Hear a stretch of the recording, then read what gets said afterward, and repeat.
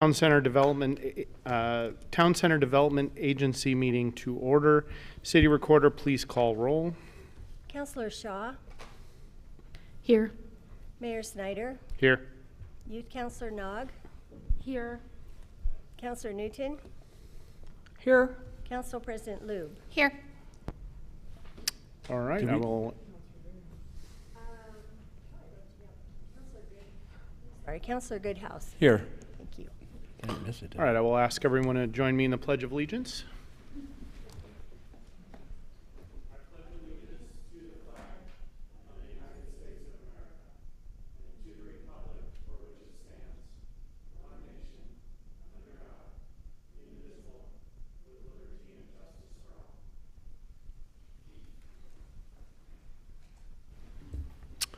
All right, let's see. Councilor staff, any non-agenda items?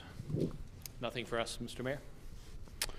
All right, we'll move on to proclamations and recognition.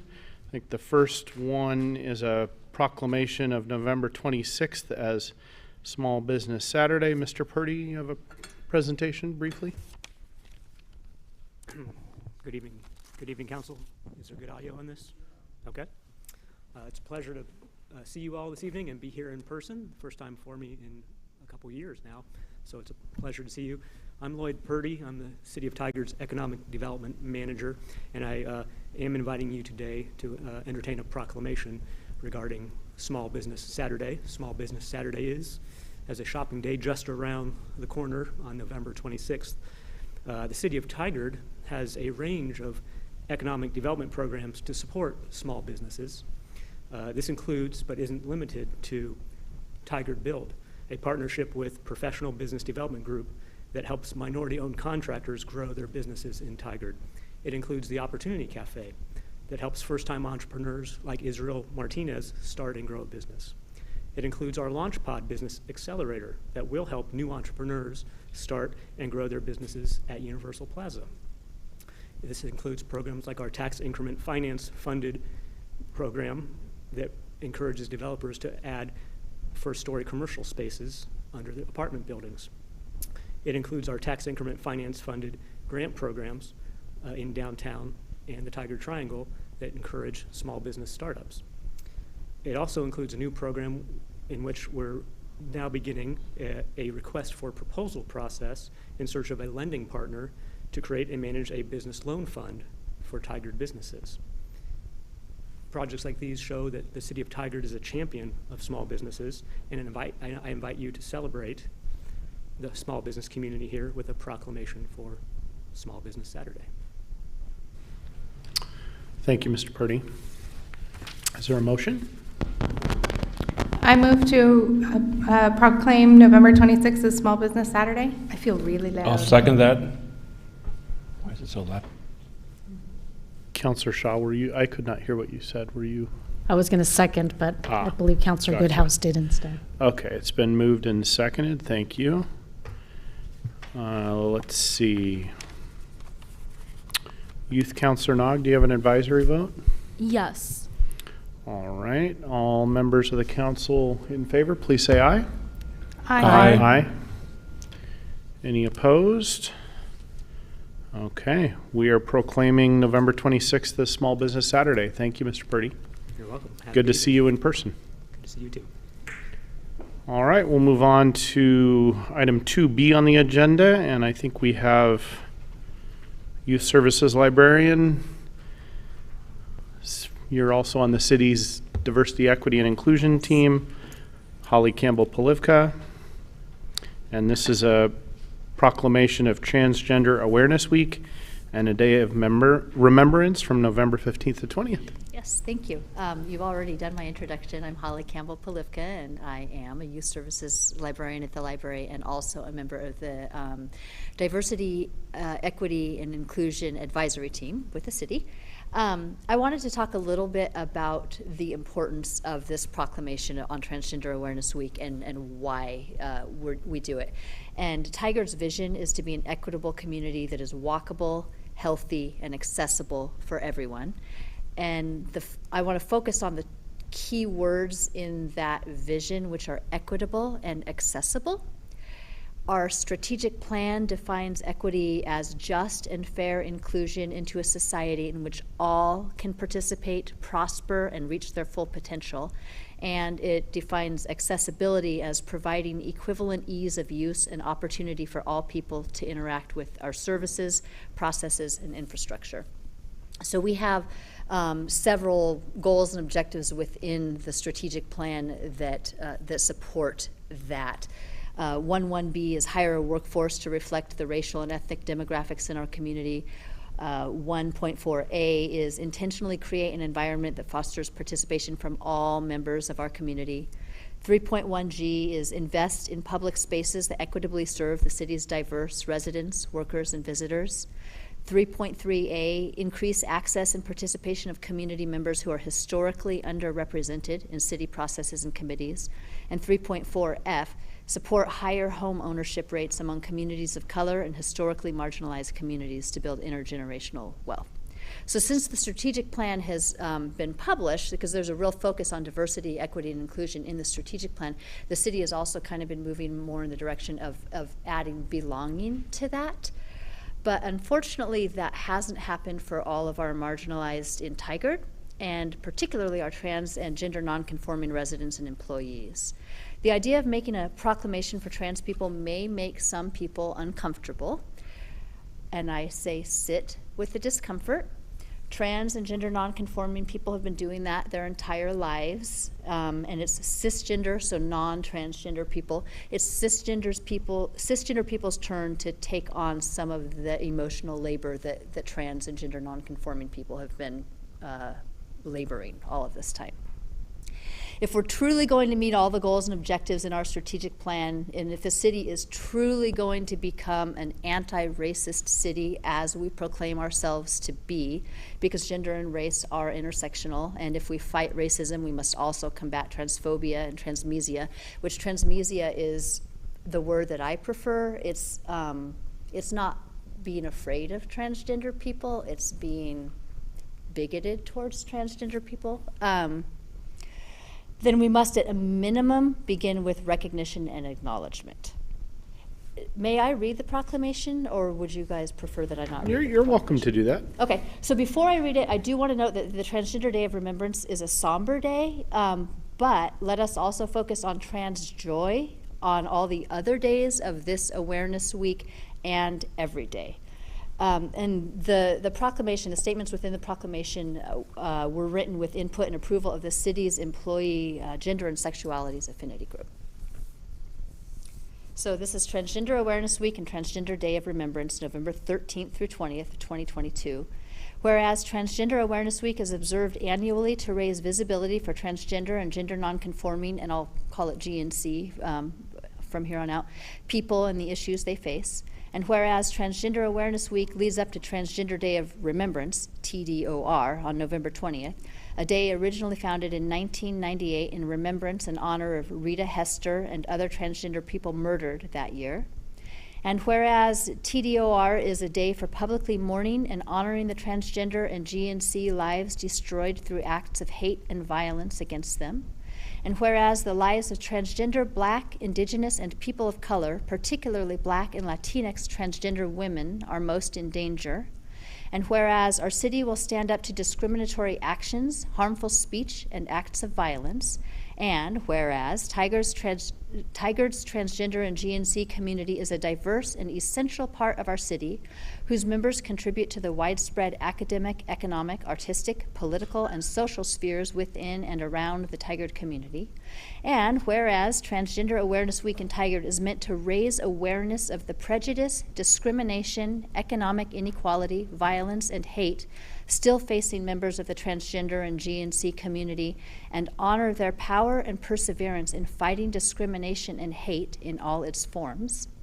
And whereas everyone is entitled to equal rights freely granted to all Americans regardless of race, religion, gender identity, or sexual orientation, and the rights afforded to every Tigard resident include the freedom to be one's authentic self, to pursue happiness, to live in safety, and to enjoy not only equal but equitable access to employment and resources. And whereas, by becoming a city that embodies these beliefs, we attract a workforce that is representative of our community and Tigard becomes more vibrant, diverse, and livable. And whereas the valuable contributions made by Tigard's transgender and GNC community promote innovation and positive change with lasting effects citywide. Can I say the part about it being resolved, or does that have to be something that you all say? You're welcome to Okay, continue now- reading it. You're on a roll. Now, therefore, it be resolved, the City of Tigard City Council does hereby proclaim the week of November 13th through 20th, 2022 as Transgender Awareness Week and Transgender Day of Remembrance in Tigard, Oregon, and urge residents to respect and honor our diverse community and celebrate and build a culture of inclusiveness and acceptance for all. Thank you. Thank you. We may have you read more proclamations in the future. Something to have in a librarian doing that. All right. Is there a motion or a discussion? Council President Lube?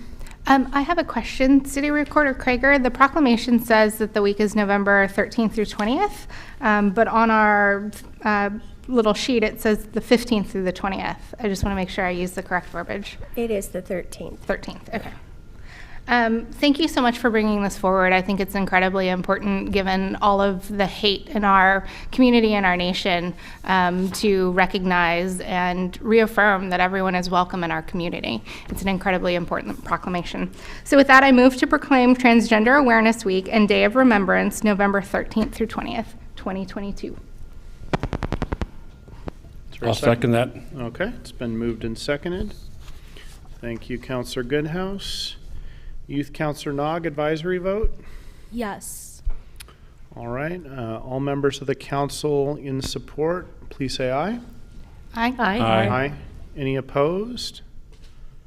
Okay, it is so proclaimed. Thank you. Okay, thank you. All right, we're going to move on to public comment. Anybody wishing to testify may do so by phone or video. If you're calling about, or you're interested in testifying by phone or video related to the urban agriculture public hearing, please wait and call at the beginning of that item on the agenda. That's item number 5 on the agenda.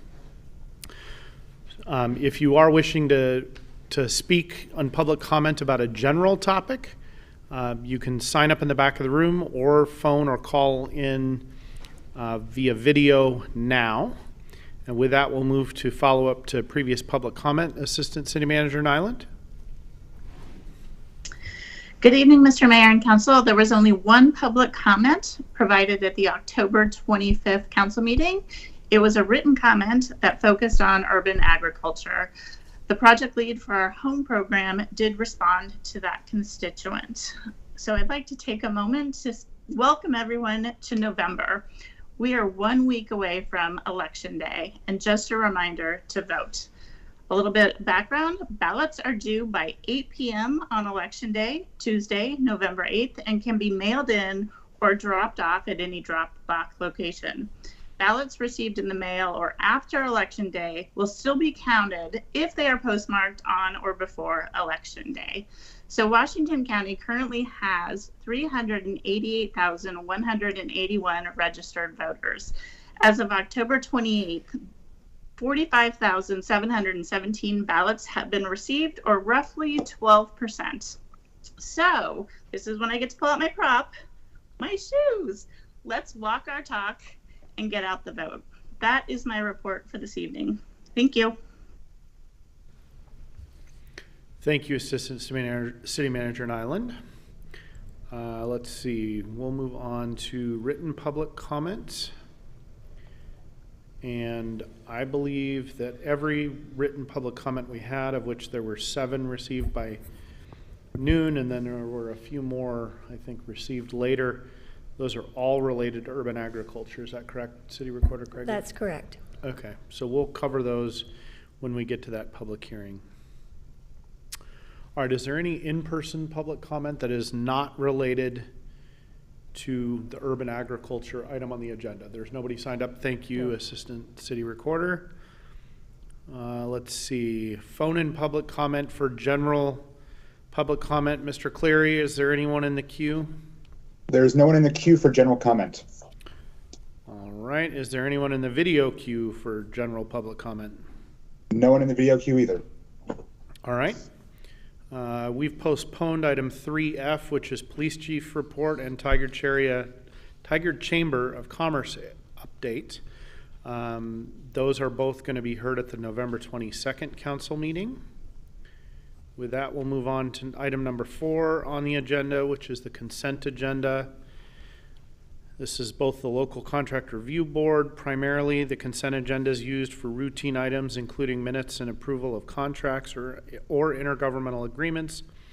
Information on each item is available on the city's website and the packet for this meeting.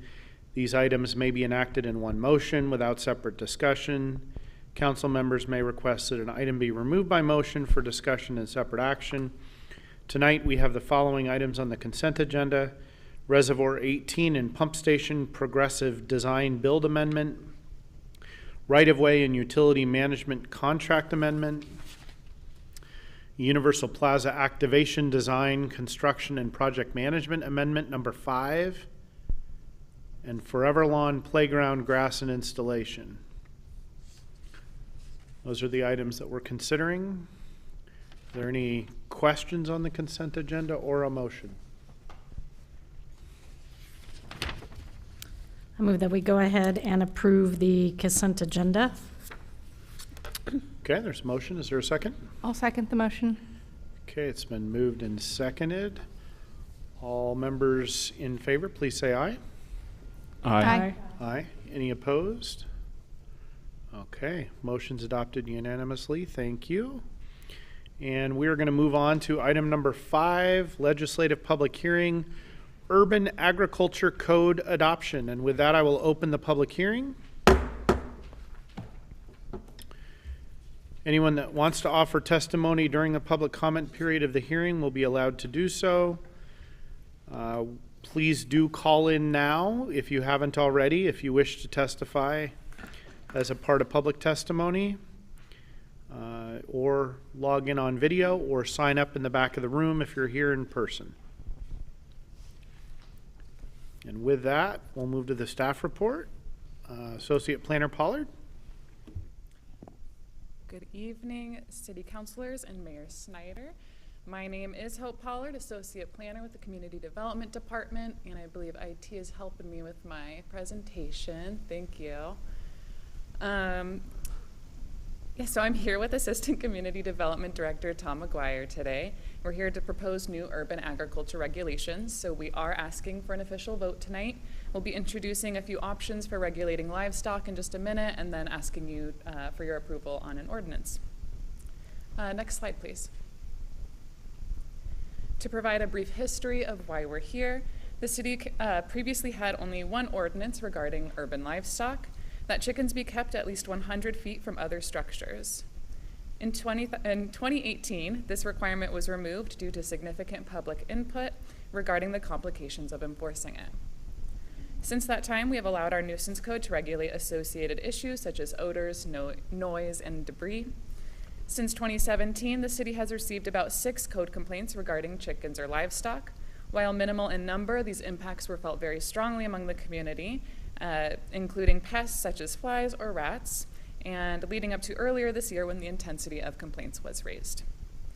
To give you an idea of how our code enforcement works, when we receive a complaint, our code enforcement officer works with the violator to bring their property into conformance, so complaints don't just sit around. When we brought the Tiger Home project to you earlier this year, we were directed to fast track the urban livestock component of the project due to the significant public input. While at the start of the project, there appeared to be a strong demand for more intensive regulations. As we provided to you all in the last briefing we held with you, several community members have since gathered to express a variety of other opinions, including that the existing nuisance code does just fine in regulating urban agriculture. Next slide, please. So I'm going to give you a really quick overview of this public involvement again, but you guys just heard it a couple weeks ago, so I won't go too into detail. June 29th, we had our first open house where we had 14 attendees interact with examples of livestock codes from different cities. The example codes they saw tended to limit livestock to 2 to 6 animals, and attendees generally supported these regulations. Following this event, some one-on-one conversations with community members and research with experts, including site visits and interviews with representatives of Portland Community College, Oregon Department of Agriculture, and Tualatin Water and Soil Conservation District. We developed regulations that we felt at the time did a really good job of blending community input and research. We crafted a code that put confines on livestock numbers and structures, but allowed a path forward for experienced livestock owners to have a little bit more freedom. Next slide, please. After building draft regulations on September 20th, we held another open house.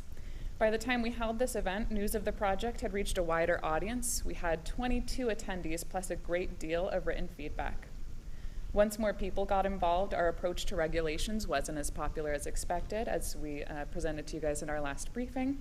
The majority of attendees thought that our draft regulations were actually too strict and that our existing nuisance code does a sufficient job of regulating nuisances. Next slide, please. And you guys saw this slide before too, so I won't go into detail with what every one of these pictures represents, but it's just to give you an idea of the different types of feedback we've received throughout the project. We've received phone calls, emails, and written comments, and even signs posted along trails, all as part of our public involvement in this project. Among the email correspondence we received this year, the majority of individuals advocated for keeping things as they are, and that existing nuisance codes sufficiently govern urban livestock. Following the community's response to our draft regulations, we took a step back to assess our reasons for doing this.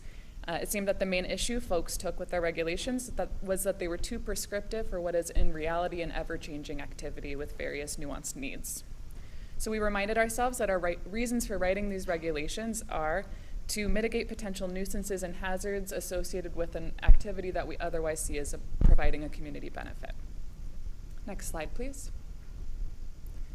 At our last briefing, we introduced the concept of 3 tiers: a minimalist, a moderate, and a prescriptive approach. The minimalist makes no change to the existing regulations. The moderate tier 2 beefs up the nuisance code, and the prescriptive tier 3 gets into detail about specific livestock activity.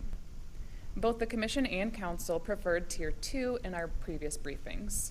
And at our Planning Commission hearing on October 17th, the Planning Commission recommended approval of tier 2. Next slide, please. So this gets into the 3 tiers a little bit more, with tier 2 highlighted.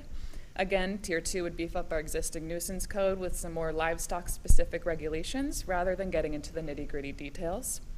We heard a lot of comments asking why a clucking hen is any different from a barking dog, and this is kind of the spirit of tier 2, allowing existing nuisance code to continue regulating things like noise for dogs, chickens, and other activity alike, and while building in some more livestock-specific regulations, like requiring livestock structures and proper storage of feed, where these regulations would be helpful in making the code easier to understand, implement, and enforce. I do want to also address the comments advocating for more strict regulations. While in the minority, these comments were also taken very seriously by staff. Some of these comments included letters from experts, and these recommendations in these letters were taken into consideration as we built regulations. It appeared that by and large, the recommendations made in these letters advocated for keeping things clean and enclosed as best practices for livestock activity or rat control. In the spirit of requiring cleanliness without writing overly prescriptive or bureaucratic regulations, Tier 2 requires all feed to be stored in lidded containers and all livestock to be in enclosed shelters at night. These are 2 of the prime culprits of attracting rats with livestock activity. It also requires animals believed to be carrying illness to be immediately checked by a vet. Along with these regulations, we intend to provide an online resource page where livestock keepers can learn more about best practices from established livestock keepers and organizations. We believe that education rather than regulation is the appropriate path forward for addressing the finer points of livestock keeping. And just a note before we move on to the recommendation, with any of these approaches, Tier 1, Tier 2, or Tier 3, staff also intends to remove references to the agriculture-horticulture use category that's currently in our development code. And instead, we would be regulating livestock activity through the municipal code. The existing agriculture-horticulture use category adds confusion to regulations about what types of activity are allowed, when as a policy, residential livestock activity has been regulated by the nuisance code for several years.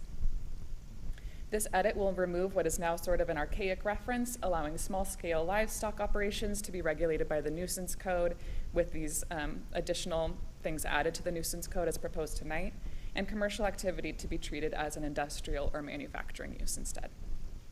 Next slide, please. The Planning Commission recommends that the council finds in favor of the Tier 2 approach, adopting the amendments to the municipal code that add these regulations, and also adopting amendments to the development code, removing the agriculture horticulture use category. Alternatively, the council could find in favor of Tier 1 or Tier 3, or could recommend a modified version of any tier. And staff would go back and make those edits and come back to you at a later time. Please note, we did receive an additional 9 public comments since the publishing of the staff report. Most of these have already been forwarded to the commission. One comment came in afternoon this afternoon, but that comment is also mostly accounted for in the public comment attachment that I provided to you previously. Next slide, please. This concludes my presentation. Tom and I are here to answer any questions. Thank you. Could you just comment on, and I know Planning Commission President Hu is here, but my understanding at the Planning Commission was that there was a discussion at, maybe you could tell us exactly where this was, but a discussion about the use of the word believe or should believe versus known or should have known. Can you point out where exactly that is and how it ended up and why? Yes, let me pull it up. It should be under.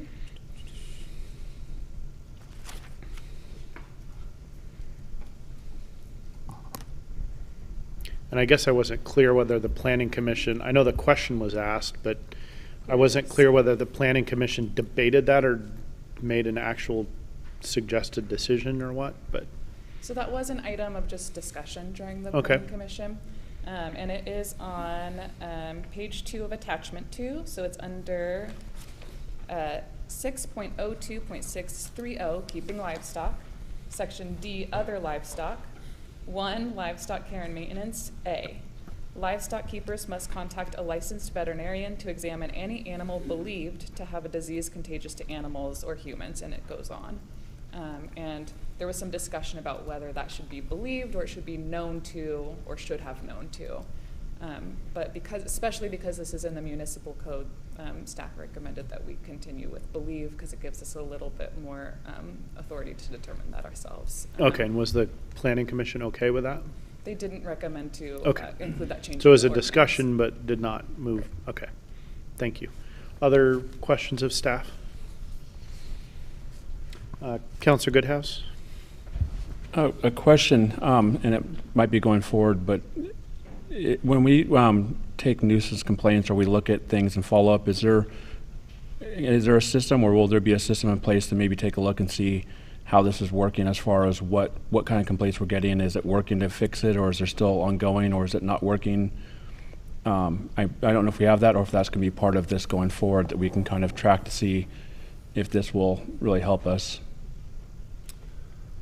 Well, Tom McGuire, Assistant Community Development Director, and good evening, Council and Mayor Snyder. We have a record of all of the code compliance cases that come through our department, so we can always go back and check, see at what time or what date the complaint came in, when the first letter was received by the property owner that the complaint was against, when all of the responses took place, so we can put that timeline together at any point. So it's a matter of record keeping that we do right now.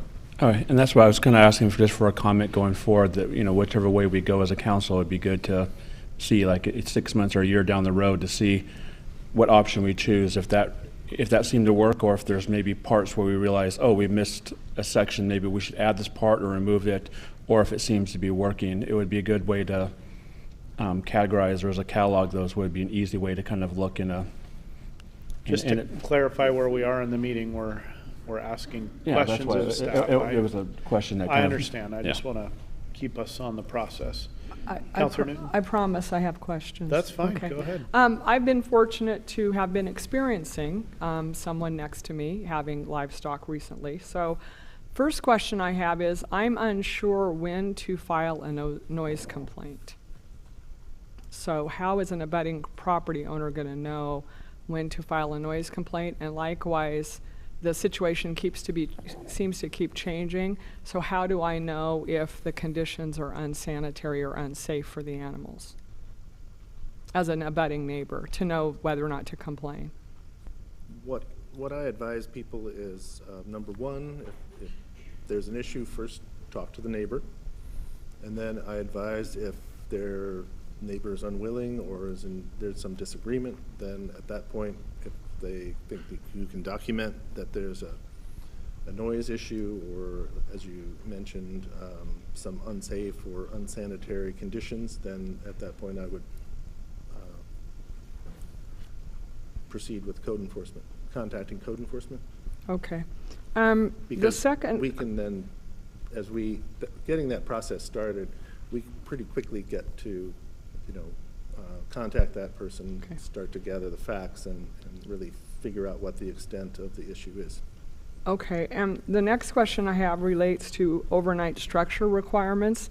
Does that essentially limit the number of livestock you can have because you've got to keep them contained in a structure overnight?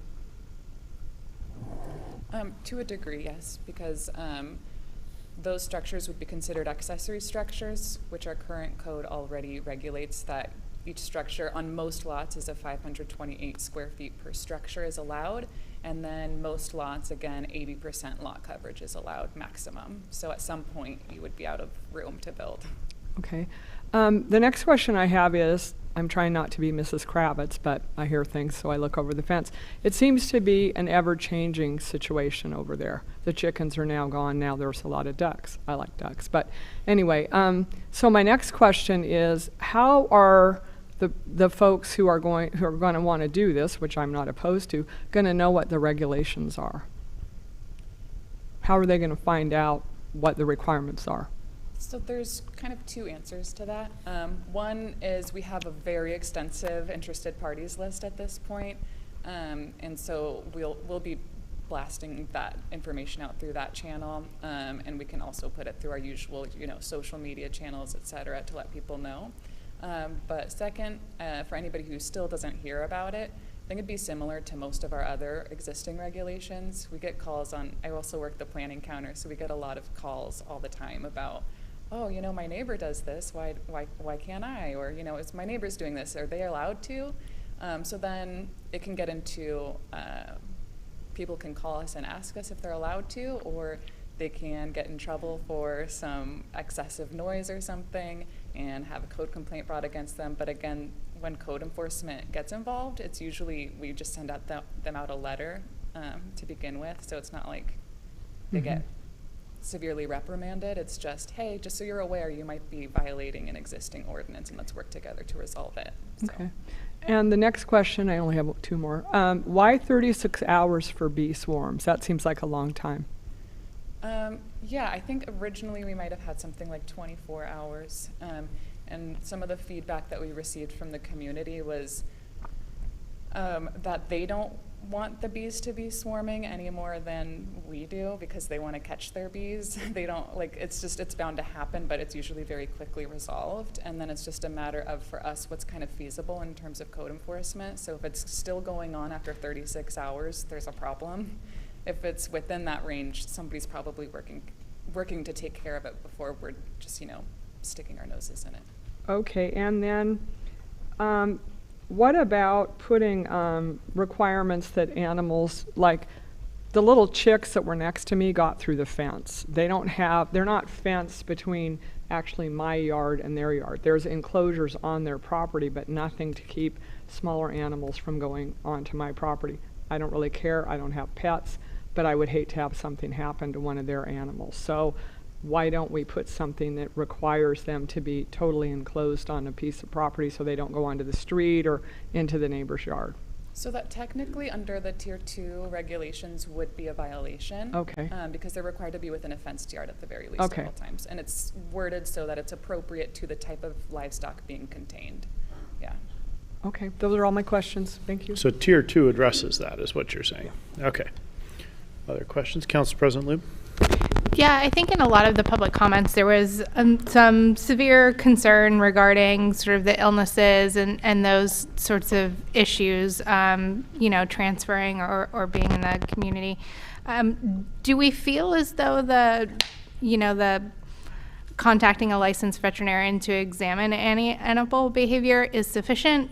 Should we have a time frame on it of, the veterinarian needs to be out, within a prescribed amount of time? Or I want to ask the question because it was publicly brought up a lot in the comments. Yeah, thank you for that question. So we could add a requirement addressing time frame. But I think our approach so far has been that, yeah, as long as there's some sort of requirement in there saying that you can't just leave it, like we're going to get involved if there's a sick animal on your premises, is beefing it up from its current state. And then we also intend to provide educational resources. So a lot of the public comment that we received on this topic did include like attachments from experts, and a lot of those expert letters recommended cleanliness, like basic cleanliness, as the method for mitigating a lot of these potential diseases. So rather than, putting into our code, you have to wash your hands after dealing with an animal and getting into that level of prescriptiveness, we chose to do it this way with, okay, you have to contact a veterinarian, and we'll also provide resources on our website for basic cleanliness, for things that are best practices. So that's been our approach.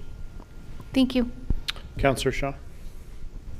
Thank you, Mayor. Thank you very much. Couple of questions. One, how would we explicitly prohibit roosters? Would that be written into the code, or so it would be matter of fact? And the reason I mention is I've been fortunate to have a neighbor too who has had a chicken coop and was surprised, as we were, to find that they had a couple of roosters. Actually, I think the whole neighborhood was a little surprised. Soon thereafter, we didn't have the issue, and we did take care of it amicably amongst the neighbors. And so I know there was a question earlier about should people, immediately call and have an enforcement. I think a lot of folks in the city of Tigard speak to their neighbors and can resolve things with their neighbors, and that's probably why you haven't received as many complaints in the city. But so noting we resolved it, but how would you explicitly prohibit? Yeah, so that's actually one of the very first things in the code. We made it front and center so that people are fully aware. It's 6.02.630B, prohibited animals, and the only line is roosters over 3 months old are prohibited. And we gave that 3-month buffer because, like you mentioned, sometimes even the owner isn't aware until they grow up a little bit and start squawking. So. Great, and I have one more question. It also lists that there will be educational resources provided. Did you mention that was going to be on the city's website, or would that be, where would that be located? The city will have a web page with all sorts of resources, not written by the city, but outsourced from other agencies and experts. Youth Councillor Nog, you want in on this? I'm currently thinking of questions. Okay. So. You'll have more opportunity later. We'll move on to public testimony. We received, I think, 7 written public comments before noon today. I'll summarize them briefly.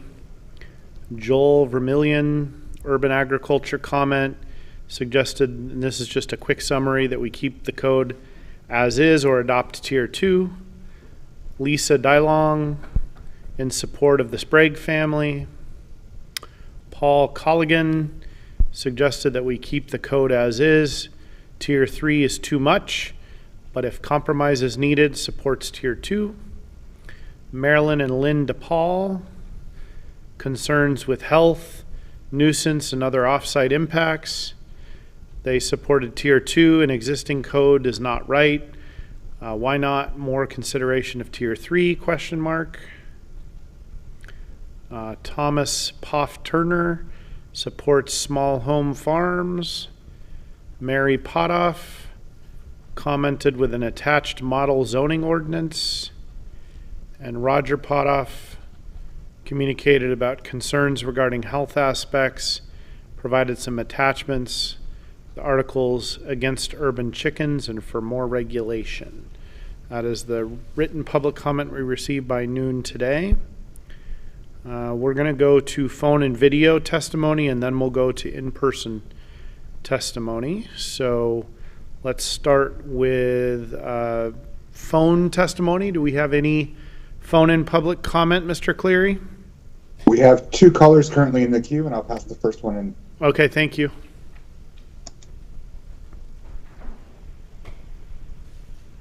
All right, the first caller is in the queue. Honorable Mayor Snyder and established council members, thank you for this opportunity to address the agriculture and livestock issues and challenge. You know, it saddens me that so much valuable time, unlimited resources being utilized on this issue and seeking a simple resolution. It seems to me there are folks in Tigard that enjoy the pleasures of having livestock available to them on their property, and there are some neighbors that don't. Chickens, rabbits, ducks, goats. I've heard there's some folks that even have horses.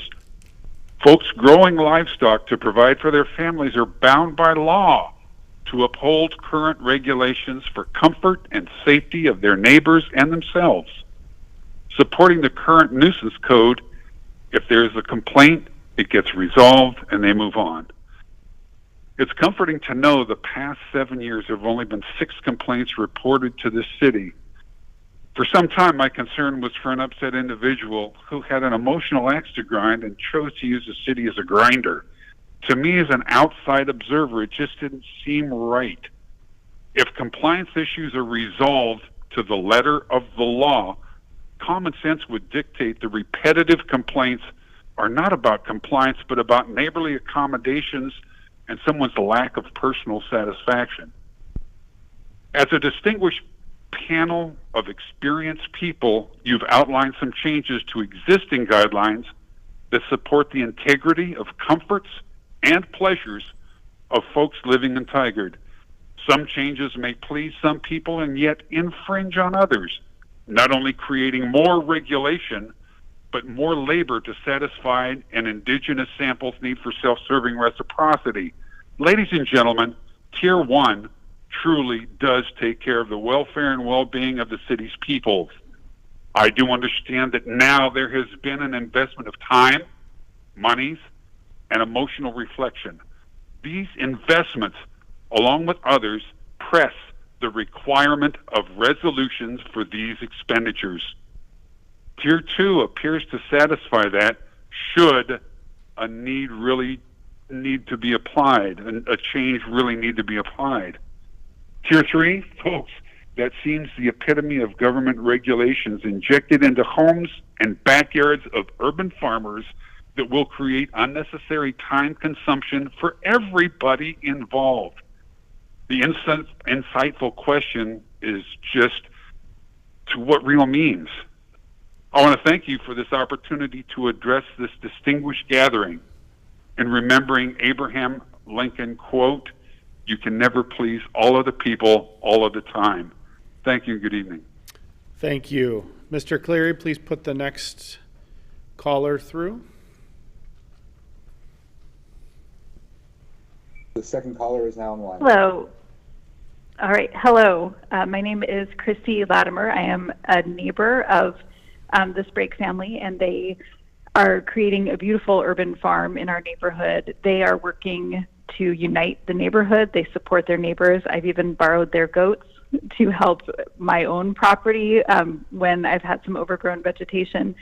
And they are an example of how to create community and how to create an urban farm that can bring people together. And so out of respect for them, I'm calling in to support that Tier 1 remain in place. I agree with the previous caller that Tier 3 is too extreme and Tier 2 as well seems unnecessary. I also have concerns that we're considering adopting a new city ordinance that would affect all neighbors across the entire city, when I suspect that most of the complaints are coming from one specific area. So unless there's evidence that there have been multiple complaints in multiple neighborhoods in the city, and the residents who have been reported failed to comply once they had been informed of their need to comply, then I suppose a new ordinance would be in order. But I wonder that we're overcorrecting when there's a very small number of complaints. So thank you so much for your time. Thank you very much for your testimony. Mr. Cleary, is there anyone by video or any further by phone? There's no further testimony. All right, thank you. We'll move to in-person public testimony. First person on the list is Elizabeth Sprague. Come on up and make sure you turn the microphone on. The little circle will turn green. And then please try to keep your testimony to 3 minutes.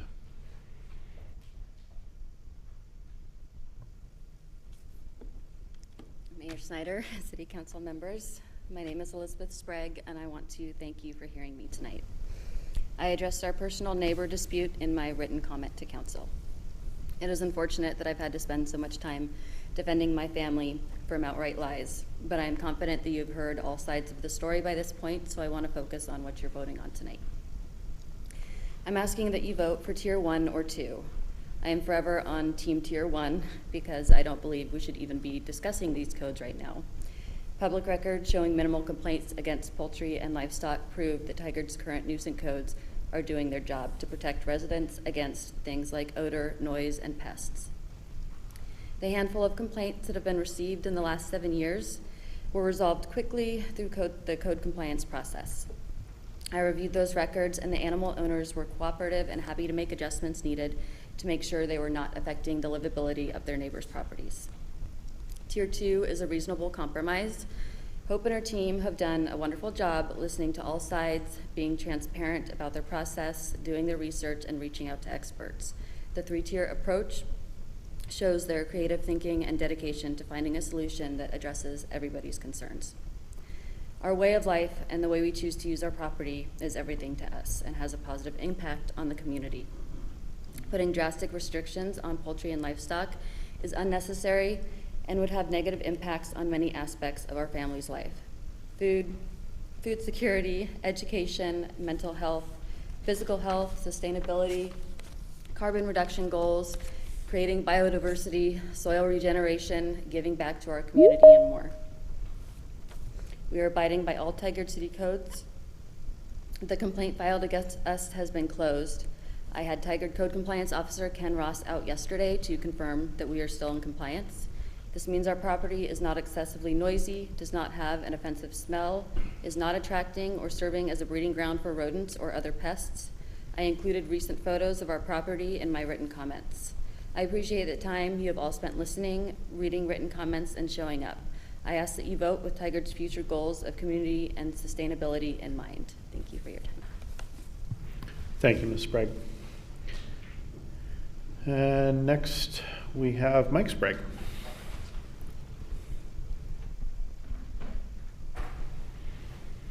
Welcome. Please do your best to keep your comments to 3 minutes. My name is Mike Sprague, and I'm asking tonight that you vote in favor of Tier 1, and if not, Tier 2. Our family has been made the face of this issue. We were the topic of several council meetings and an article in the local newspaper without our knowledge. We were judged, slandered without the option to defend ourselves. We've been subjected to harassment, intimidation, and misinformation, and several blatant lies spoken about us in a very public forum. I'm here tonight asking that you consider the actions of all involved and all the information you have received to make an informed decision. Poultry and livestock are not a problem in Tigard. Public records for complaints show that. I've lived in Tigard my entire life. People have been raising these animals here for generations, and our current nuisance codes are mitigating any potential issues just fine. I ask that you consider Tigard's goals to be considered to be carbon neutral by 2035 when you make this decision. Poultry and livestock play a huge role in reducing our carbon footprint. There are cities that pay their residents to own chickens for this very reason. I ask that you think about what community means to you. Is it neighbors trying to gather others to gang up on another group of neighbors to use fines and force to fix a perceived problem? Or is it neighbors talking to each other, coming together to help one another and working together to fix a perceived problem? Whether you're a fan of urban chickens or not, I want you to think about your visit to our property. Most of you have been out there now. And if it had a horrible smell, was noisy, or appeared to have a huge rat infestation. We do not live in an HOA, and we are in compliance with Tigard City codes. As my wife mentioned, Ken Ross, the code compliance officer, was out there yesterday. We are working towards creating a sustainable, healthy, safe, and food secure community. Another note, if we're having so many problems in our area with rat infestations or whatnot, the finger's been pointed at our property, but there are multiple properties in the area that need to be considered as well. We're doing everything we possibly can to keep these issues in check, as Ken Ross knows.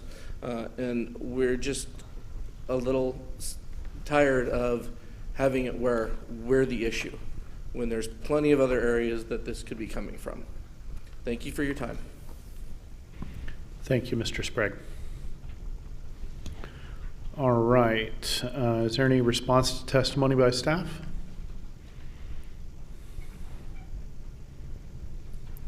Okay. None. Council, any further questions of staff?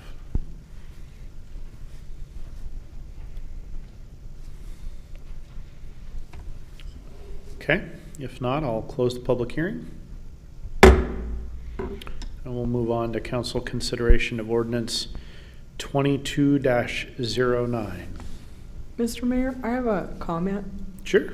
My neighbors didn't really understand that the implementation of this is driven by code compliance. So they're thinking that people who have chickens are meeting the criteria. The people got rid of a rooster. But the idea for them that code compliance is how things are going to get regulated is a little intimidating. They're asking me, do these folks know what the rules are? Am I approaching somebody who thinks they know what they're doing or not? So that's sort of a shift for them. They're assuming that the folks that have urban livestock are meeting the requirements. They know it's allowed. They don't know what those requirements are. And quite frankly, the 2 or 3 that I've talked to said, I don't want to spend my time looking over the fence to make sure they're in compliance and figuring out whether or not I should complain. So are you suggesting there be more robust education of the community? Or something, because people are feeling like it's up to them. They kind of have to keep an ear open. One lady feels really bad for the chickens because it looks really crowded. Well, she doesn't raise chickens, so I don't know. But they feel like it's something they have to be focused on to see if it's unsafe or unsanitary, or are they being protected, are there too many of them? When they don't, they didn't sign up for that. They don't know. They're not signing up to raise chickens, so they're not looking into it. So I'm a little concerned that folks might go into this, and I support it, folks might go into this with the best intentions, and it would get bigger or sort of out of hand. They're not like the Spragues who do this regularly. And all of a sudden we've got a code complaint, and it's not like removing an illegal sign. We've got something that now has to be unwound because we've got unhealthy livestock, we've got other nuisance issues, and the neighbors are telling me they don't know what their role is in this. So it's uncomfortable for them. I appreciate what you say about approaching a neighbor, but they're telling me, well, really, shouldn't they just know what to do and do what they're supposed to do? So that I wanted to raise that concern. That's what I'm hearing. They feel like it's on their shoulders to be the ones making sure everything's being done according to what's best for the animals, and that isn't something they signed up for. Councilor Goodhouse. Thank you. So I'm in favor of Tier 2, and I think Tier 3 is too much of a leap, but I'd like to kind of, the question and the comment I followed up with is if we can, as a city, kind of track and see what we get for nuisance complaints, maybe according to what Councilor Newton said, if we see that people are not feeling comfortable making a comment, or if people are not sure, then we could look, maybe have a council could have an update in the year to see, is it working? Is there areas that's been missed? Is there maybe parts that are too far? And take a look at it. But I think rather than jumping all the way to 3 before we really look at it, 2 is a good landing spot to look at, but then compile the data and come back to council in a year, and then maybe point out where, if there's holes in it where maybe people weren't sure, or people were operating and didn't know what the rules were, then could change more and look at different parts to add. I know we can't compel future councils to do things, but I actually think this should probably be reviewed annually for at least the first 3 years would be my suggestion to future councils with what I know I've lived through on the council in the last decade on this. So that'd be my strong suggestion based on that comment. Other Council President Lube? Yeah, it's something that I've spent a lot of time thinking about, trying to figure out the balance between residents living in their homes and at their properties and having, their home be a home and for lack of a pleasant experience of being at their house. But also understanding I love my garden and I'm not into the livestock and chickens, but I think it's great that other people are. And I don't want to overprescribe what people are allowed to do in their homes either. I think if people want to raise chickens and do those things in a responsible way, then more power to them. And so I think it is really telling that, we've had 6 or 7 complaints really.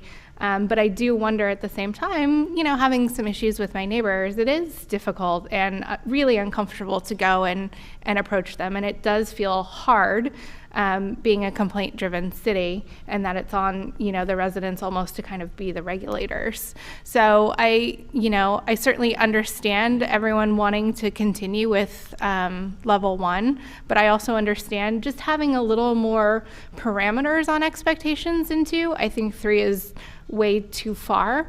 But I appreciate that I think level 2 brings out some more kind of black and white expectations for the community. But I think a lot of it is also educating. And so maybe doing different events on top of having the webpage and social media and things like that, or incorporating it somehow. I mean, the farmer market is done now, but if we could have some materials to talk about it in those kinds of events when people come up to us. But really trying to balance the line between allowing the Spragues can I just be quite honest that I can't imagine the horrific experience of having and being the poster children for this sort of experience in general. So I want to say my heart goes out to you for having to go through this and understanding that we're trying to balance these 2 things. So thank you. Councilor Shaw? Thank you, Mayor. I do think that Tier 2 strikes a balance. There have been a number of issues that didn't come forth to the council and that have been resolved. It does take some time for individuals who decide to have a yard that includes whether it's chickens or ducks. Some are experienced, some are not. Some will benefit greatly from the materials. Perhaps I'd even advise the library have a section on urban farms, because I think that could be very helpful. I too was going to suggest that we review it annually, because I do think there's ebbs and flows in urban gardening and farming, and so I think that could help address it. So with that, I would recommend Tier 2. Youth Councilor Nog? Okay, I have my question now. So my first question is, if I'm reading it correct, there are no maximums number of livestock that somebody could have. My second follow-up is, I'm assuming there's no minimum either, because if there's no maximum. And my main point to that is that there are a lot of animals that are herd animals that psychologically need to have another animal, or else it would be solitary confinement. Is there any way to kind of ask residents if they're getting a goat or something to get 2 goats so the other goat won't, suffer or go crazy? Yeah, thank you for that question. I don't know if this is on, but that is definitely something we learned about through this process. It's not something that we included in the regulations, but definitely something we would include in the educational resources. We've heard, especially for goats and chickens in particular, which are the 2 primary things we see in Tigard, that they need at the very least 2. So something we would include probably front and center with our educational resources. Any other questions, Youth Councilor Nog? Okay. Is there more discussion? I hear quite a bit of support for Tier 2, which was what we had sort of sent staff off with last month when we had a discussion. So, Councilor Goodhouse? My question is on the motion is, do we just add which tier we want? Is that how we're making the motion, or? I think that the ordinance as drafted, and I guess the staff can correct me if I'm wrong, but the ordinance as drafted is intended to implement or adopt Okay. Tier 2. I just wanted to, okay. Then I move to approve ordinance number 22-09. Is there a second? I could second, but can I add a friendly amendment? Sure. That it be reviewed annually?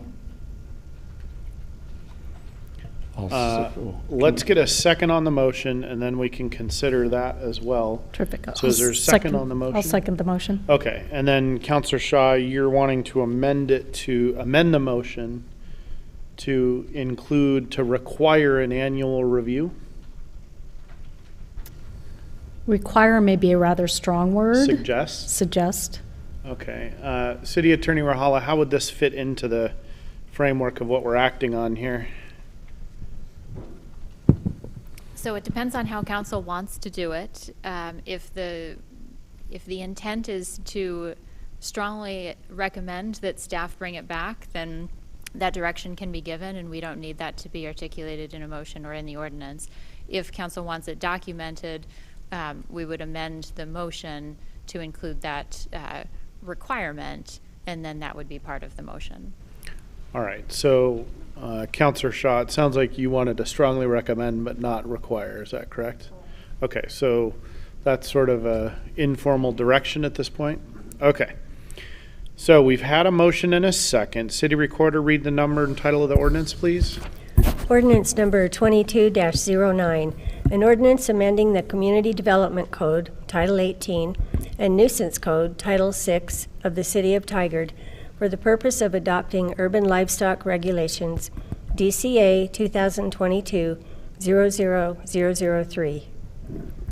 And City Recorder, please conduct a roll call vote, starting with, Youth Councilor Nog does not vote because it's a legislative land use decision. I correct myself, so please start with a roll call vote. Counselor Shaw? Yes. Mayor Snyder? Yes. Counselor Goodhouse? Yes. Counselor Newton? No. Council President Lube? Yes. All right, so ordinance 22-09 is adopted 4-1. Counselor Newton, that surprised me, so I'm just curious to know what may be missing or what you're thinking. I'm so just we concerned that, how the education piece is going to go. If folks out there who are well-intentioned get themselves in over their heads, and we've got neighbors trying to work through issues, I would conjecture that some people haven't complained because they don't know that's an option. So I guess I'm just concerned on both sides that the folks that want to do this, I support it, but that they're successful, and that regulating it essentially through a complaint-driven process could be sort of onerous. Am I complaining about noise? Because I don't think anybody wants to be in the position the Spragues are in, where neighbors are complaining about what they're doing. So I just, implementing it that way makes me a little nervous. I mean, maybe after a year if we see that the education is working, but I'm just concerned about folks well-intentioned getting in over their heads. And we've got neighbors who are, they're well-intentioned and the neighbors are sort of bugging them. And you can't unravel something like this quickly. It's not a sign you pull out of the ground. So it's not that I'm not supportive of backyard chickens and ducks. I just am a little bit concerned about how this might roll out. So hopefully staff can take those concerns and the no vote and work to address that as best that you can. All right, with that, we're going to take a 2-minute recess so that some folks can make some technology changes if you need a quick bio break. Councilor Goodhouse, you're wanting to speak before the break? I was just going to piggyback on what Councilor Newton said. I know that the website's not always the best avenue or posting something at City Hall, and so if we're coming up with a trifold or any kind of literature, that we just include that with any of the outreaches we do. And maybe even just make up, I sounds like already with code enforcement, there's already kind of education part, but if there's a way that kind of links it to it or some QR code or something that, maybe even people that have, farms, they can click on it for information, or maybe, pet and feed stores or something like that in the area that maybe can post some of that literature. So if someone's going to buy a chicken or they're going to buy feed, maybe they can just see a way to look at the codes. Okay. So we've concluded our business and also had a after vote conversation. It's unique, but helpful. With that said, we're going to take a 2-minute recess. When we come back, we are going to be reconvening as the Town Center Development Agency for consideration of item number 6. 2-minute recess.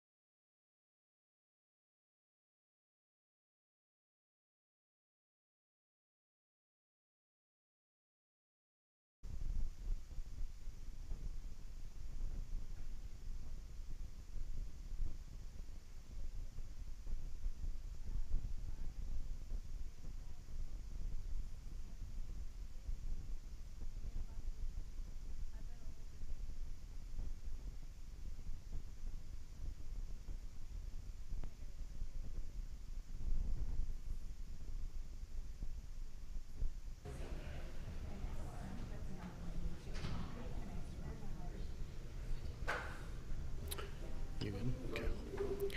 All right. We're going to reconvene as the Town Center Development Agency. Item number 6 on the agenda, which is Town Center Development Agency consideration of a development assistance agreement with DIG Real Estate. Mr. Fairley? Good evening, Chair Snyder and the Board of the Town Center Development Agency Directors. I'm Sean Farrelly, the Redevelopment Project Manager. And tonight the Board will consider taking action on a development assistance agreement with DIG Tigard QOZB for a new mixed-use building in the Tigard Triangle. If approved, the resolution will authorize the Executive Director of the TCDA to execute the agreement. This project was discussed with the TCDA Board on June 28th, 2022. Town Center Advisory Commission also reviewed this grant application at their May meeting and approved a funding level of $650,000. If approved, these funds would partially pay for some of the systems development charges that the project would incur. The proposed building is on the corner of Southwest 70th and Hampton Avenue, and it's shown on the map here. This building would be on the cutting edge of climate-friendly development. Building would either be certified as a Path to Net Zero building or have the equivalent features that would meet those requirements. These features include things like rooftop solar panels, heat pumps, and being an all-electric building. Net zero buildings have the potential to produce as much energy as they consume over the course of a year. And such buildings are more complex to design and to construct. The proposal is for a 56,400 square foot, 4-story building with 55 apartments. There'll be 1,700 square feet of ground floor commercial and 65 structured parking spaces. And here's a concept drawing. 2 of the apartments will be income and rent restricted at 80% or below of area median income. And this affordability requirement will remain in place for 10 years. So this project advances the Tigard Triangle Urban Renewal Plan and redevelopment assistance to encourage mixed-use development is an approved project. The project also implements the city's 2020-2025 strategic plan, specifically Priority 3 to ensure development and growth supports the vision. And the project is very much in keeping with Goal 3 of Council's 2021 to 23 goals. Specifically Goal 3, community resiliency, climate mitigation, and a reduced carbon footprint for Tigard. So staff recommends approval of this resolution, and Josh Daniels from DIG is available if there's any questions. Thank you, Mr. Fairley. Is there any discussion or a motion? Mr. Mayor, I just want to say I think this is an exciting project. Yeah, So very much so. thank you for bringing this forward, Mr. Fairley. You want to make a motion with that statement? Sure. I move to approve TCDA resolution number 22-05. I'll second the motion. Okay, it's been moved and seconded. Any further discussion? City Recorder, please read the number and title of the ordinance. TCDA Resolution Number 22-05, a resolution authorizing the Executive Director of the Town Center Development Agency to sign a development assistance agreement with DIG Tigard QOZB LLC for the 7007 Southwest Hampton Street project. All right, thank you. The meeting guide says a roll call vote. Do we actually need a roll call vote? No. All right. All in favor of the resolution, please say aye. Aye. Aye. Any opposed? Okay, TCDA resolution number 22-05 is adopted unanimously. And we will now reconvene as the Tigard City Council for item number 7 on the agenda, Lake Oswego Tigard Water Partnership IGA update. Mr. Rager.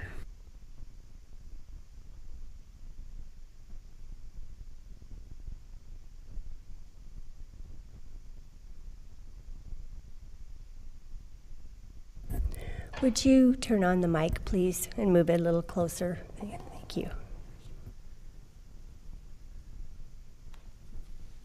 Good evening, Mr. Mayor and Council. I'm Brian Rager, Public Works Director, and I'm very pleased to be here tonight to introduce this item to you. There's been a lot of work by several people to bring this forward tonight. As you know, prior to 2008, the city worked for well over 20 years toward a solution for providing clean, safe, and reliable water to our customers, and to ensure that Tigard would become an owner in its water source. In 2008, we entered into a fantastic partnership with the City of Lake Oswego that helped us reach that goal. The Lake Oswego Tigard Water Partnership was formed via an intergovernmental agreement in 2008, and that agreement was geared mostly toward how the partnership would function during construction and while the new infrastructure was designed and constructed. The IGA was amended 5 times over the course of construction, largely to deal with changing conditions and costs of the project, but also to account for each partner's share of ownership of various parts of the new infrastructure. This agreement has served the partnership well, including spelling out roles and responsibilities, providing direction to implement elements like the operations plan, the water management conservation plan, and directing the formation of certain management and oversight groups such as the Management Committee and the Oversight Committee. The IGA also provided direction that the partnership seek to upgrade or replace the current agreement once construction was completed in order to ensure effective ongoing operations of the partnership and its assets. In addition, Tigard's auditors have expressed concerns in recent years that the existing IGA did not address some post-construction issues. So over the last couple of years, teammates from both cities, along with Oversight Committee representatives, have held conversations and work sessions about a new IGA, and beginning May of this year, the 2 cities and the Oversight Committee worked with a consultant attorney to refine the provisions of the agreement. The Oversight Committee met on October 10th and reached consensus on the terms of the new agreement. And this new IGA before you focuses on operations into the future. It updates and clarifies roles, responsibilities, and how decisions will be made. Finally, our auditors have reviewed this draft agreement, and they have indicated that they're satisfied that it takes care of the concerns that they have. Before I hand things off, I'd like to express my thanks to fellow teammates, City Manager Reimer, Assistant City Manager Tritch, and City Attorney Rahala. And I also want to give special thanks to our 2 Oversight Committee members, Councilors Newton and Goodhouse, for their leadership and involvement as we worked on this thing. So at this time, I'll step aside and turn things over to Councilor Goodhouse. Thank you. As you said, it was a long time in the works, and COVID also kind of threw a little wrench in the program too, as far as meeting and getting together. But in the end, with having the consultant come and work on it, we feel as with this agreement that we really have Tigard's best interest at heart in this agreement. It's something that, as mentioned, with having a little more say in the partnership, and also have meeting our auditors' requirements, that after we have this agreement in place, that we now do have what I kind of consider an equal seat at the table, where both sides now feel like they can have topics, discuss on it, and actually have an outcome together. And that was kind of the point, was this agreement was to have something going forward. And we were really thorough, and we were trying to really be careful of making sure that we kind of looked at anything in the future that may be able to help with any discussions that come up, but also as a guidance for, this is something for 20, 30, 40 years, that makes sure that anyone in the Oversight Committee in the future could refer to it and be able to work on decisions together. And I feel that this document meets that need for the City of Tigard and the residents for the investment that we put into the project. And I'll turn it over to Councilor Newton for the. Yeah, I think Councilor Goodhouse and I and our team that worked so hard on this are going to need a new hobby, but we'll figure that out.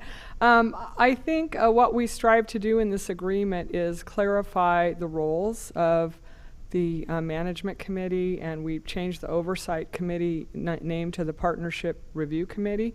We tried to be really specific about specific things that committee would have the opportunity to have real input on. Most of those are monetary, and then put a provision that the partnership committee will look at things like the operations plan, emergency response plan, joint water management and conservation plan. The idea there was we didn't want to speak to those specifically in this agreement, because then if those change, we have to update the agreement. So those issues will all be dealt with in separate plans that the oversight or the partnership committee will have a role in.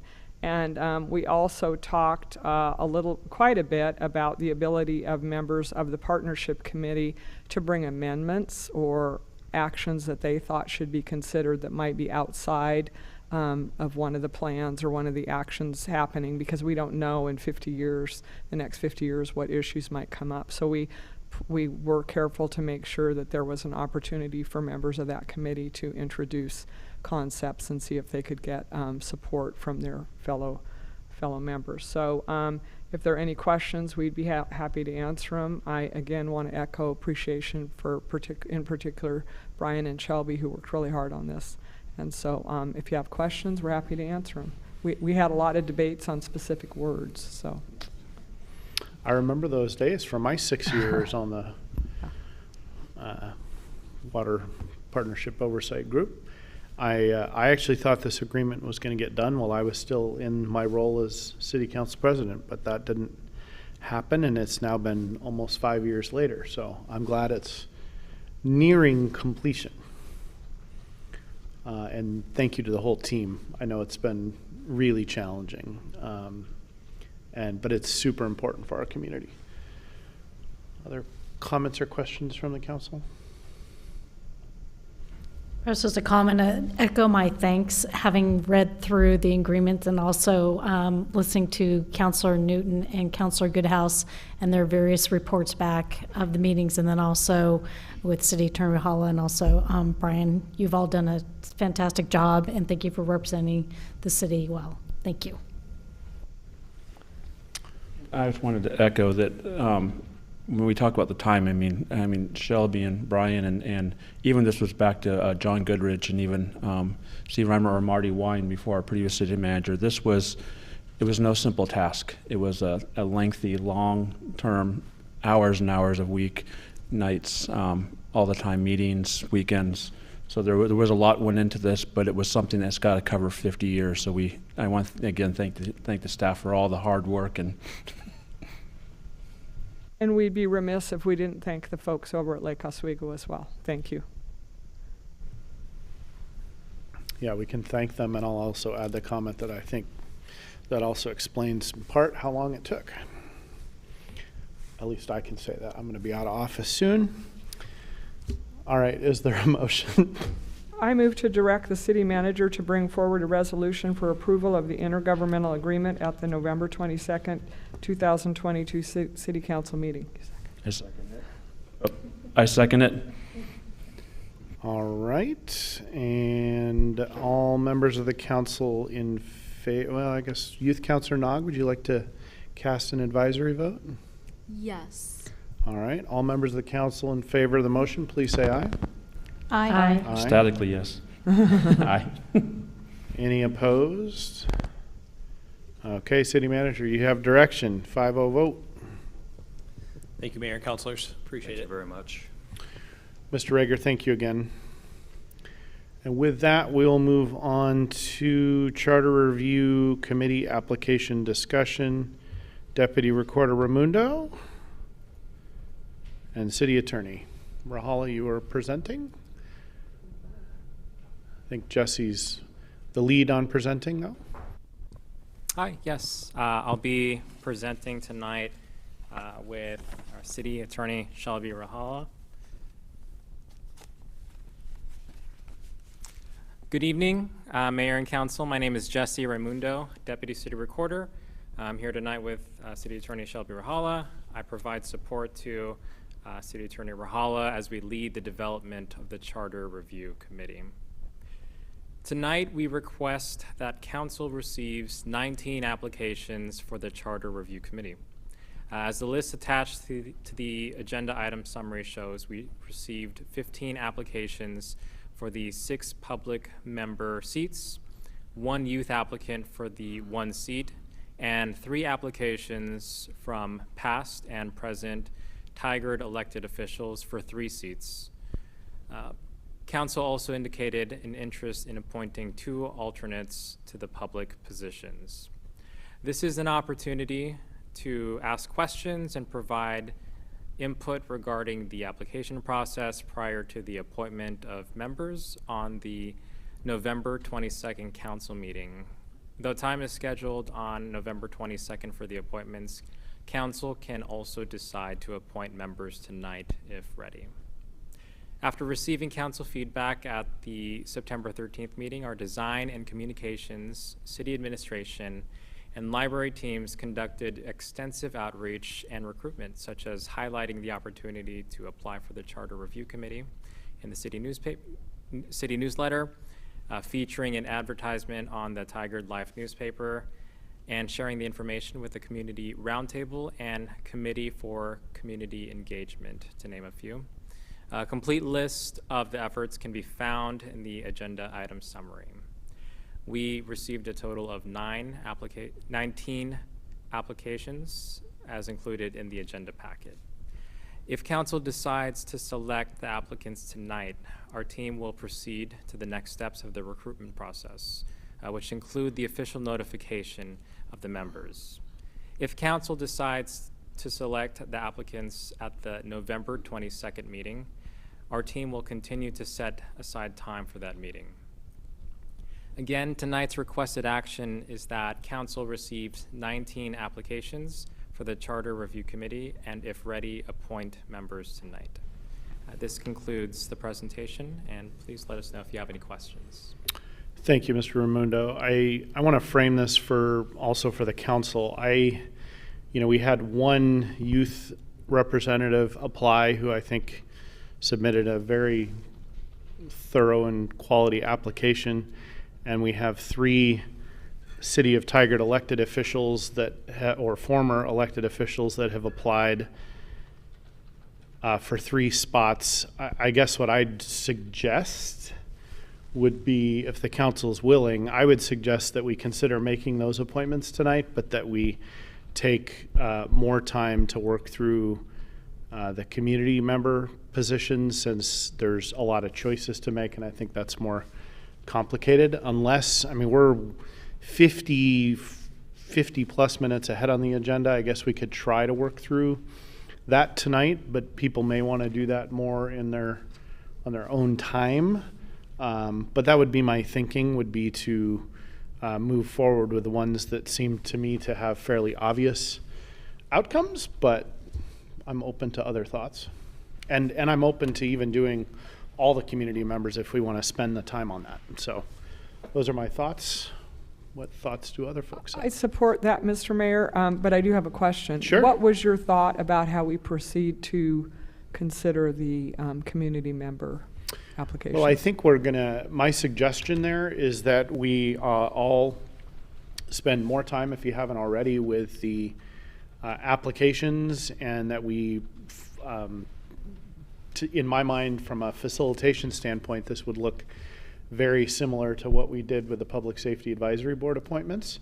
So we would all have, suggested, we got to do this in a public meeting, and so I would ask you to each come with your top suggested lists. We'll figure out who's in the top of everybody's list and make those appointments, and then work our way down and try to get, we're trying to make sure all communities are represented as best as possible, diversity desires in thought and perspective, et cetera, and just try to, work through to get a group that we think would do a really good job at what needs to be done. This is also not the same kind of work as the Public Safety Advisory Board. So that's on my mind too. You know, it's got to be people that like to look at legal regulation type stuff. I mean, that's not exactly what it is, but that's, you know, someone who hates looking at city code, this would probably be not a great fit for them.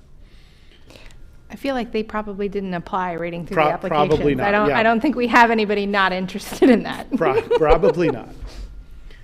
So, okay, Councilor Newton, did that answer your questions? Yes. Okay, and do people feel comfortable with that?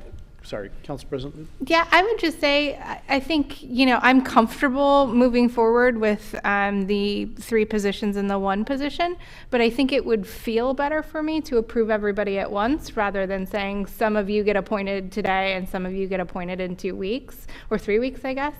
That feels a little weird to me. I'm just trying to get work done, but I understand the point. I think it would be very simple, you know, whether we spend 5 minutes now or 5 minutes in a couple of weeks. Okay. But I think approving everybody at once, I would feel personally better about. Okay, Councilor Shaw.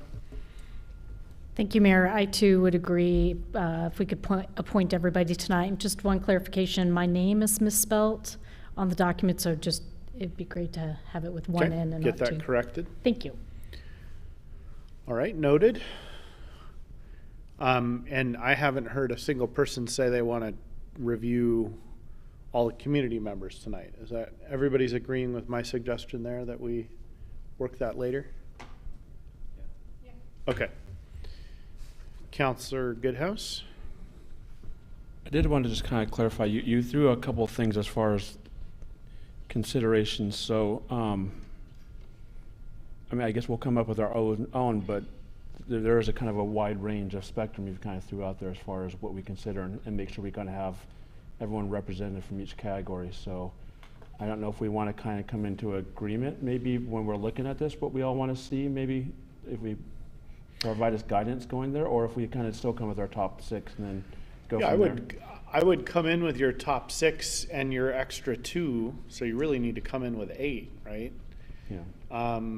And then be prepared to explain why those represent, you know, why that constellation of people is most representative of what we're trying to get at as a city and as a council. Okay.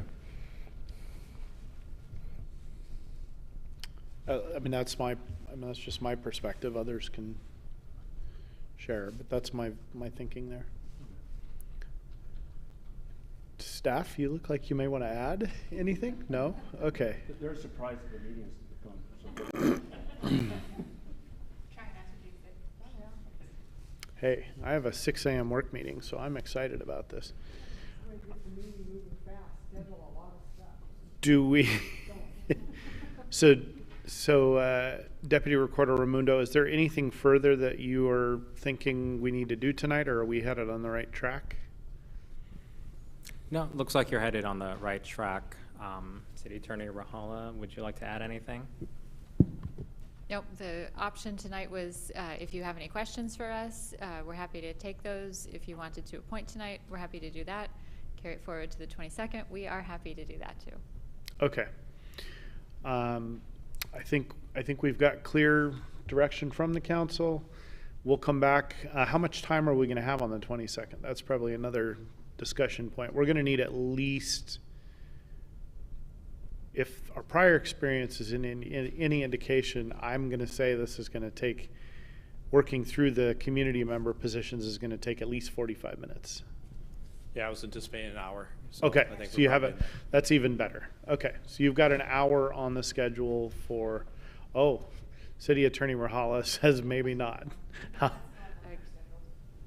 Council, we have 10 minutes scheduled right now. 10 minutes 20 scheduled. seconds.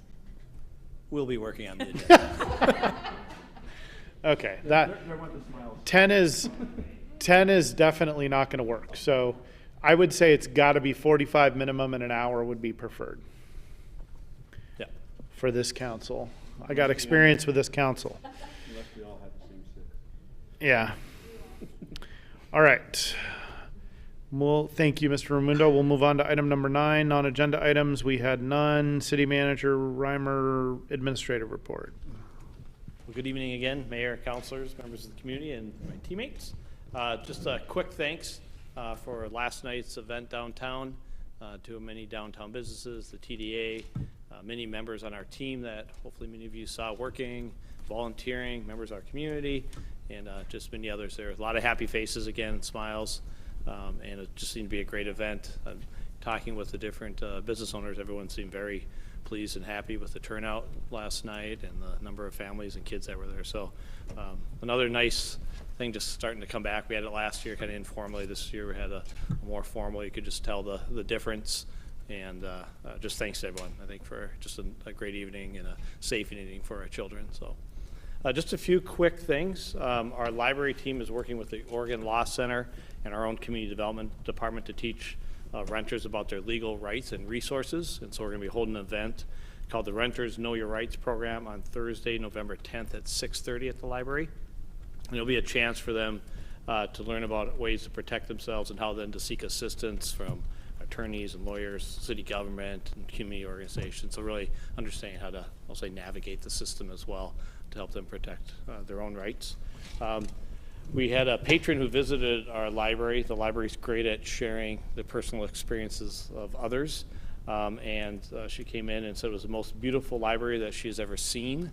She was amazed that the building is 18 years old and not brand new.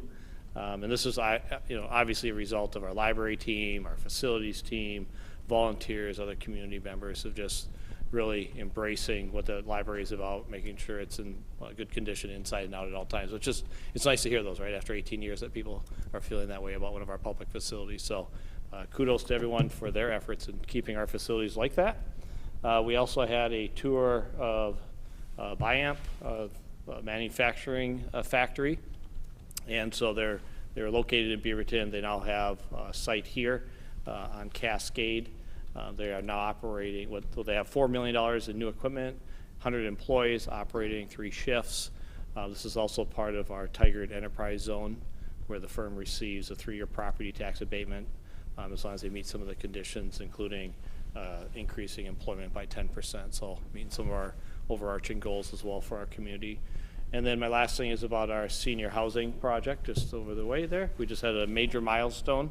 Last week, the construction, it's underway, and our basement level was completed. So obviously a major part. So you'll start to see the building a little more as it progresses here. And as you know, this is really focused on seniors, helping people with rising rents and increased living costs across the region, in a way to have an affordable housing unit here. So more to come on that project, and we'll just keep the council and the community up to speed. I know community members have been reaching out, finding ways to hear more about the project as well. And so we will do our best to keep people informed on that.